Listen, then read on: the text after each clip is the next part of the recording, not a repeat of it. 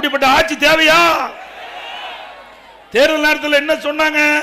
2021 சட்டமன்ற பொதுத் தேர்தல் போது திராவிட முன்னேற்ற கழகம் ஆட்சிக்கு வந்தா அந்த நிதி மேலாண்மை குழு அமைக்கப்பட்டு நிபுணர்கள் அதிலே குழுவில் இடம்பெற செய்து அங்கே வருவாயை பெருக்கி கடன் சரி செய்யப்படும் சொன்னாங்க. இப்ப நிபுணர் குழு அமைச்சாங்க. அமைச்ச பிறகுதான் 4,38,000 கோடி கடன் வாங்கியிருக்கிறாங்க.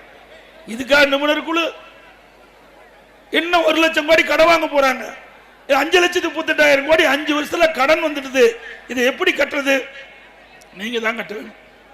எல்லாம் உங்க தலையில தாங்க விடியும். சாதாரண நினைச்சுக்காதீங்க. கடன் கொடுத்தோம் விடுவானா? நம்ம ஊர்ல ஒருத்தர் கடன் வாங்கினா நம்மளை விரட்டி விரட்டி கடனை வசூல் பண்றாங்கல்ல, அது மாதிரிதான் அரசாங்கம் கடன் வாங்கி விட்டால் அதை திருப்பி செலுத்த வேண்டும் வட்டியோட. அது மக்கள் தலையில் தான் வந்து விடியும். நல்லா சிந்திச்சுக்குங்க. இன்றைக்கு பிறக்க போற குழந்தை கூட 1,50,000 கோடி கடன்ல தான் பிறகுது.